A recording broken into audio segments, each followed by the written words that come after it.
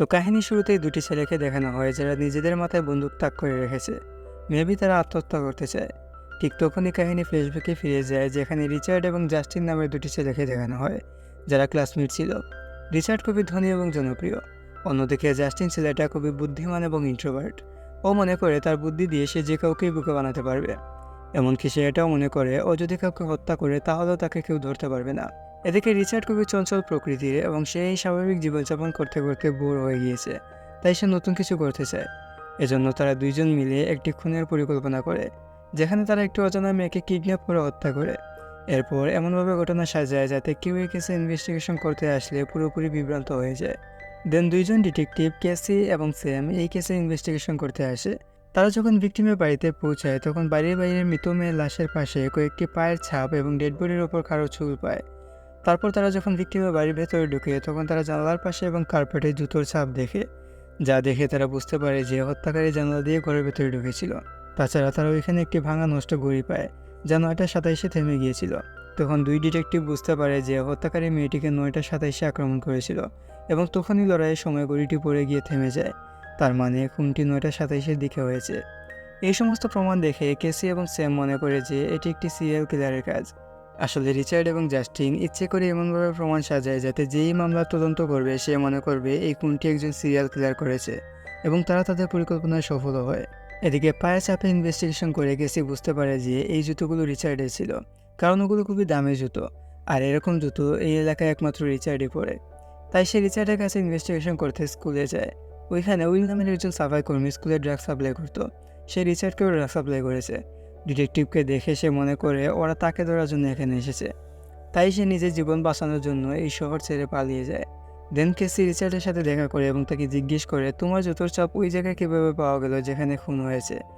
Richard বলে, ঠিক ওই দিনই আমার জুতো চুরি হয়ে গিয়েছিল এবং আমি স্কুলে এ নিয়ে রিপোর্টও করেছিলাম। তাছাড়া আমি সেদিন সন্ধ্যা 7টা থেকে ভোর 3টা পর্যন্ত আমার বন্ধুদের সঙ্গে পড়াশোনা করছিলাম, আর সেই সময় আমি এটিএম থেকে টাকা তোলার জন্য একবারই করে বেরিয়ে গিয়েছিলাম, তাও আবার 15 মিনিটের মধ্যে বাসায় ফিরে আসি। কেসি রিচার্ডের দেওয়া বয়ান তদন্ত করে জানতে পারে যে রিচার্ড যা বলছে তা পুরোপুরি সঠিক, কিন্তু তবুও তার মনে কিছু সন্দেহ থেকে যায়। কেসি মনে করে যখন রিচার্ড 15 মিনিটের জন্য এটিএমে গিয়েছিল তখনই সম্ভবত সে খুনটা করেছে।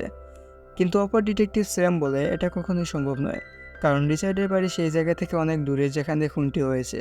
ওইখানে গিয়ে খুন করে আবার বাসায় ফিরে আসতে কম হলেও 1 ঘন্টা সময় লাগবে, অথচ রিচার্ড 15 মিনিটের মধ্যে বাড়ি ফিরে এসেছে। তবুও কেসি রিচার্ডকে সন্দেহ করে, কারণ যদি খুনি একজন সিরিয়াল কিলার হতো তাহলে সে কখনোই কারো জুতো চুরি করে খুন করতো না। তারপর রিচার্ড তার অপরাধের সঙ্গী জাস্টিনের কাছে যায় এবং বলে যে আমরা সফলভাবে তদন্তকারীদের আমাদের জুতোর ফাঁদে ফেলেছি। তার মানে তারা ইচ্ছে করে এখানে জুতোর ছাপ রেখে এসেছিল, আর তারা তাদের এই পরিকল্পনায় সফল হয়। এরপর রিচার্ড তার বন্ধু জাস্টিনের সাথে আরও কথা বলতে চায়, কিন্তু জাস্টিন কোথাও যাওয়ার জন্য তাড়াহুড়ো করেছিল। তখন রিচার্ড বুঝতে পারে যে তাদের বন্ধুত্বের মধ্যে কেউ এসে পড়েছে। আসলে জাস্টিন এখন একটি মেয়েকে ভালোবাসতে শুরু করে, কিন্তু এখন রিচার্ড তাদের দুইজনকে একসাথে দেখে ফেলে। এদিকে কেসি ইনভেস্টিগেশন করতে করতে উইলের বাড়িতে পৌঁছায়। উইল সেই ব্যক্তিটি যে স্কুলে ড্রাগ সাপ্লাই করতো। আসলে তারা ডেড বডির ওপর যে চুলটি পেয়েছিল ওইটা একটি বানরের লুম, আর একই রকম বানর তারা উইলের বাড়িতে গিয়েও দেখতে পায়। তাছাড়া তারা ডেড বডির পাশে কিছু কার্পেটের ফাইবার পায়। উইলের বাড়িতেও ঠিক একই রকম কার্পেট আছে। তাই স্যাম মনে করে যে এই খুনটি উইল করেছে। তাই সে কেসিকে বলে যে এখন আমাদের শুধু উইলকে খুঁজতে হবে। পরের দিন আমাদের রিচার্ডকে দেখানো হয় যে ওই জায়গায় পৌঁছে গেছে যেখানে উইল লুকিয়ে থাকে।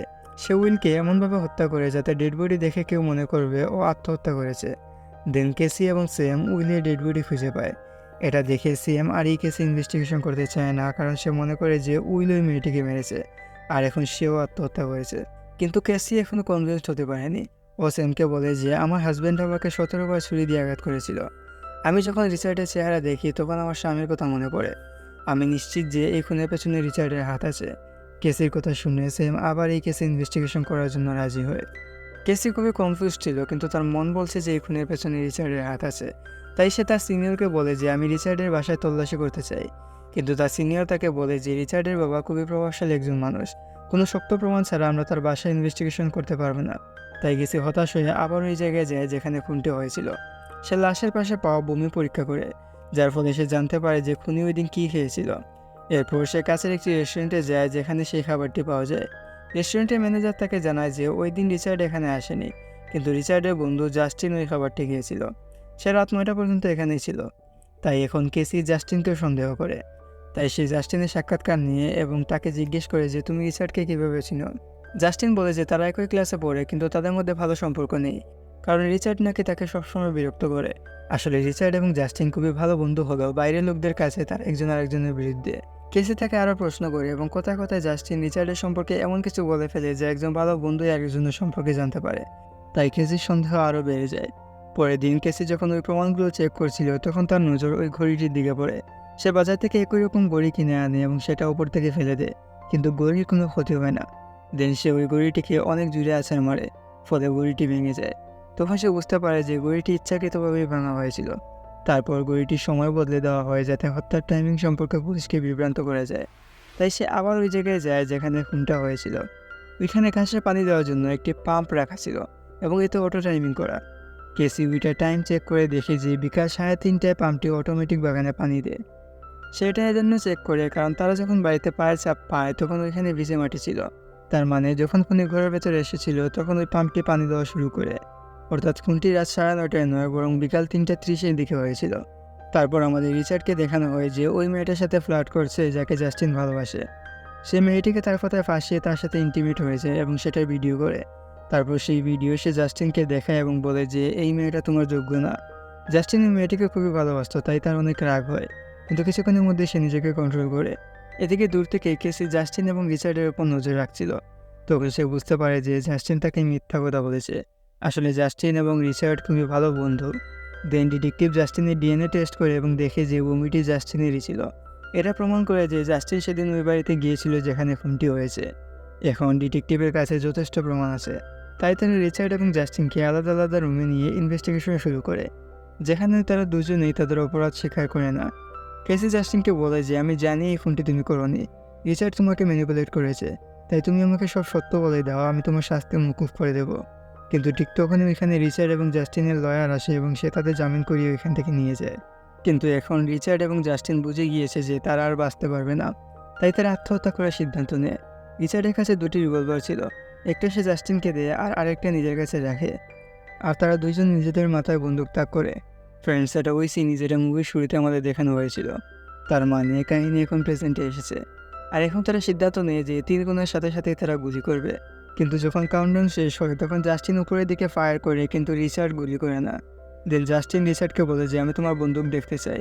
সে বন্দুক চেক করে দেখে যে এতে কোনো গুলিই ছিল না। আসলে রিচার্ডের প্ল্যান ছিল সে জাস্টিনকে আত্মহত্যা করার জন্য ম্যানিপুলেট করবে আর সব দোষ জাস্টিনের ওপর দিয়ে দিবে। কিন্তু জাস্টিন এখন তার প্ল্যান বুঝে গিয়েছে, তাই সে আবার রিচার্ডের দিকে বন্দুক তাক করে। কিন্তু তখন এখানে কেসি আসে। কেসিকে আসতে দেখে জাস্টিন নিজের মাথায় বন্দুক নিয়ে এবং কাঁদতে শুরু করে, কিন্তু কেসি তাকে আত্মহত্যা করতে মানা করে। তাই জাস্টিন তার বন্দুক নামায়, কিন্তু রিচার্ড কোনোভাবেই জেলে যেতে চায় না। তাই সে জাস্টিনের বন্দুক নিয়ে কেসির ওপর গুলি করে, কিন্তু গুলিটা গিয়ে জাস্টিনের হাতে লাগে। কেসি রিচার্ডকে তাড়া করে বারান্দায় পৌঁছায়, কিন্তু রিচার্ড তার গলা চেপে ধরে। কেসি কোনো রকমে নিজেকে বাঁচিয়ে রিচার্ডকে ধাক্কা মারে, ফলে রিচার্ড ব্যালকনি থেকে পড়ে যায়। আসলে ব্যালকনিটি অনেক উপরে ছিল, তাই ওইখানে রিচার্ডের মৃত্যু হয়। দেন হঠাৎ করে ব্যালকনিটি ভেঙে যায়, ফলে কেসিও নিচে পড়তে শুরু করে। কিন্তু তখন ওইখানে জাস্টিন আসে এবং সে কেসিকে উপরে টেনে তুলে। ওপরে উঠে কেসি বলে যে আমি জানি এই ফোনটা রিচার্ড করেছে, আরও তোমাকে ফাঁসিয়েছে, তাই আমি তোমার পক্ষে সাক্ষী দিব যাতে তোমার সর্বনিম্ন সাজা হয়। পরে যখন কেসি আয়না দেখছিল তখন তার গলায় সে রিচার্ডের আংটির দাগ দেখে। এইটা দেখে সে বুঝতে পারে যে ওই মেয়েটিকে রিচার্ড নয় বরং জাস্টিন হত্যা করেছে, কারণ ওই মেয়েটিকেও প্রথমে গলা টিপে হত্যা করা হয়েছিল। যদি রিচার্ড ওই মেয়েটির গলা টিপত তাহলে ওই মেয়ের গলায় আংটির ছাপ পাওয়া যেত, কিন্তু সেখানে কোনো দাগ পাওয়া যায়নি। তার মানে জাস্টিন ওই মেয়েটিকে মেরেছিল। তাই সে জাস্টিনের কাছে যায় এবং বলে যে রিচার্ড ওই মেয়েটিকে মারার সময় সব কিছু ভিডিও করেছে, আর আমরা ভিডিও দেখে সব সত্য জেনে গেছি। জাস্টিন ভয় পেয়ে যায় এবং সব সত্য বলে ফেলে। এর ফলে পুলিশ তাকে অ্যারেস্ট করে। আসলে জাস্টিন ইন্ট্রোভার্ট হলেও খুবই চালাক ছিল। খুনের প্ল্যান রিচার্ডের নয় বরং জাস্টিনের ছিল।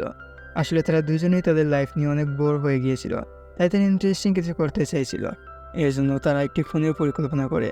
প্রথমে রিচার্ড উইলের বাড়িতে যায় এবং তার বানরের লুম এবং কার্পেটের কিছু ফাইবার ছিঁড়ে আনে। দেন সে স্কুলে তার জুতো চুরি হওয়ার রিপোর্ট করে।